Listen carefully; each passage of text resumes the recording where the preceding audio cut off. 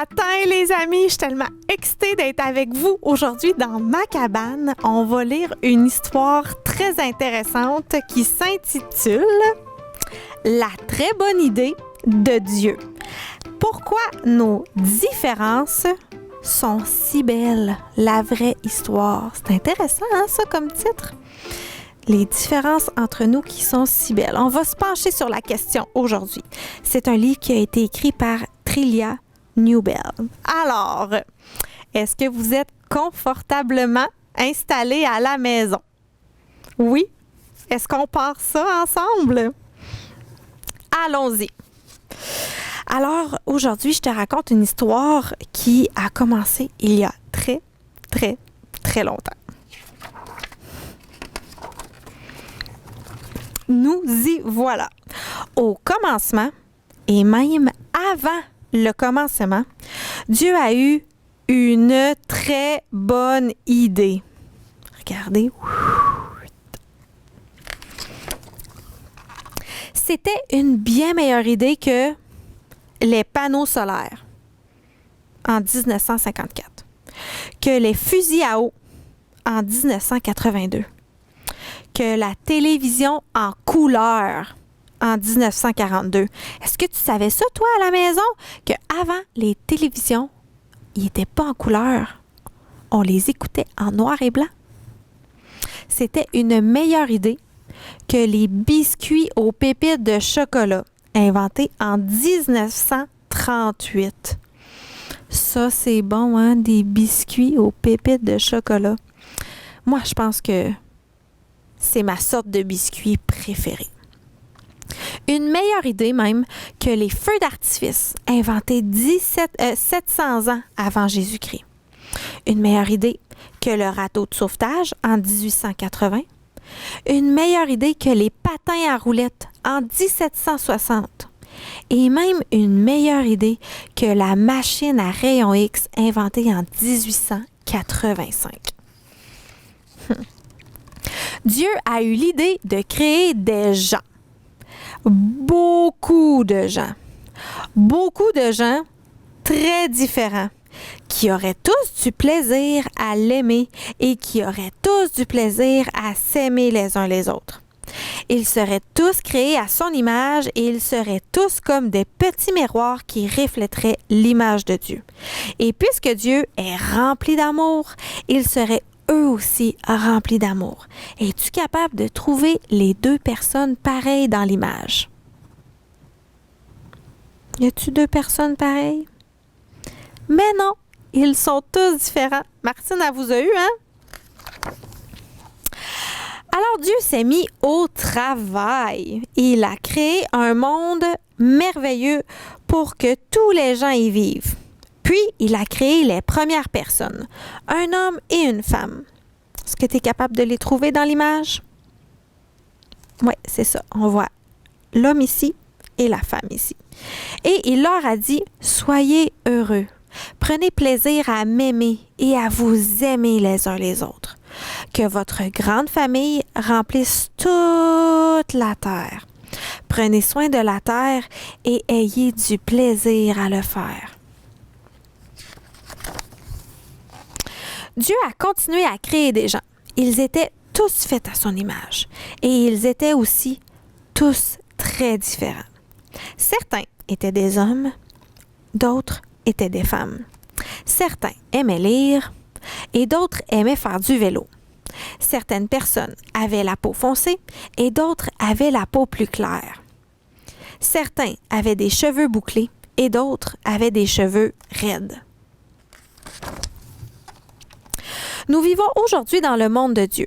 Nous sommes tous différents, mais nous sommes aussi tous pareils. Chaque personne que tu vois est différente de toi. Et en même temps, elle te ressemble aussi. Tu as parfois l'impression que les gens sont différents, hein, qu'ils parlent une langue que tu ne parles pas et jouent à des jeux que tu ne connais pas. Mais ils sont tous faits à l'image de Dieu. Et c'est pour cela qu'ils ont tous une très grande valeur. C'est ça, la très bonne idée de Dieu. Mais Les gens ont complètement gâché la très bonne idée de Dieu. Les premières personnes que Dieu a créées ont choisi de ne pas aimer Dieu. Et cela s'appelle le péché. Et parce qu'elles ont choisi de ne pas aimer Dieu comme elles auraient dû l'aimer, elles ont oublié comment s'aimer les unes les autres comme elles auraient dû s'aimer. Nous sommes tous pareils. Nous choisissons de ne pas aimer Dieu. Et nous sommes donc incapables de nous aimer les uns les autres comme il le faudrait. Nous péchons. Parfois, nous sommes méchants avec certaines personnes juste parce qu'elles sont différentes de nous. Les gens se battent entre eux. Les gens sont méchants entre eux. Les gens se moquent les uns des autres. Et puisque nous avons complètement gâché la très bonne idée de Dieu, il n'est pas très content avec nous. Il n'est pas content de nous. À cause de notre péché, nous ne pouvons pas être ses amis. Nous ne pouvons pas avoir du plaisir à vivre avec lui. Nous avons besoin que Dieu nous pardonne d'avoir complètement gâché sa très bonne idée. C'est pareil pour tout le monde. Nous avons tous besoin du pardon de Dieu. Les gens qui aiment lire ont besoin d'être pardonnés. Et les gens qui aiment faire du vélo ont besoin d'être pardonnés. Les gens à la peau foncée ont besoin d'être pardonnés. Et les gens à la peau plus claire ont besoin d'être pardonnés. Les gens aux cheveux bouclés ont besoin d'être pardonnés. Et les gens aux cheveux raides ont besoin d'être pardonnés. Mais Dieu n'a pas été surpris quand les gens ont complètement gâché tout ce qu'il avait fait. Il a toujours eu un très bon plan pour sauver sa très bonne idée. Alors Dieu s'est mis au travail et il est venu sur terre sous la forme d'une personne. Est-ce que tu serais capable à la maison de me dire de qui il s'agit? Mais oui, tu as bien deviné. Jésus. Jésus a aimé les gens qui étaient différents de lui. Il a aimé les gens que personne n'aimait. Il a toujours pris plaisir à aimer les différentes personnes qu'il a rencontrées. Jésus nous a montré comment nous pouvons, nous aussi, trouver du plaisir à nous aimer les uns les autres, pardon. Ici, on voit qu'il dit « ta foi t'a guéri » à une femme. Et on voit ici un aveugle qui dit maintenant « je peux voir ». Mais les gens n'ont pas aimé Jésus. En fait, ils l'ont détesté. Ils l'ont fait mourir sur une croix. Mais cela faisait partie du plan de Dieu. Sur la croix, Jésus a pris tous nos péchés pour que nous soyons pardonnés. Jésus pardonne nos péchés. Jésus n'est pas resté mort. Il est revenu à la vie. Puis, il est retourné vivre dans le ciel. Ensuite, il a donné son esprit aux hommes et aux femmes de la terre pour les aider à l'aimer et à aimer tous ceux qui sont différents d'eux. Jésus nous aide à nous aimer les uns les autres. Moi, il m'aide à aimer les gens autour de moi parce que j'y arrive pas toute seule. Un jour, Dieu finira de réaliser sa très bonne idée. Jésus reviendra et rendra à nouveau le monde parfait. Et tous ceux qui ont demandé à Jésus de les pardonner vivront dans ce monde avec toute leur langue et toutes leurs couleurs de peau différentes. Ils auront du plaisir à aimer Dieu et à s'aimer les uns les autres. Ils auront du plaisir à célébrer Dieu et à le remercier d'avoir eu une si bonne idée et d'avoir sauvé et fini de réaliser sa très bonne idée.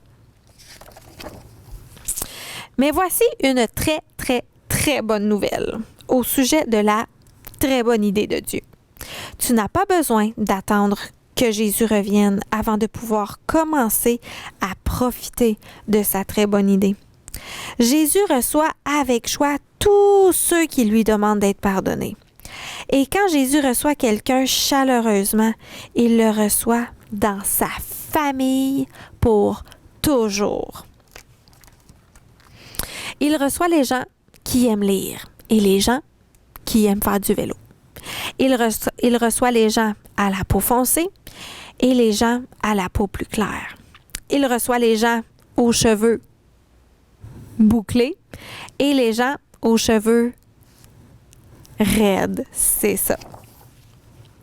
La famille de Dieu s'appelle l'Église.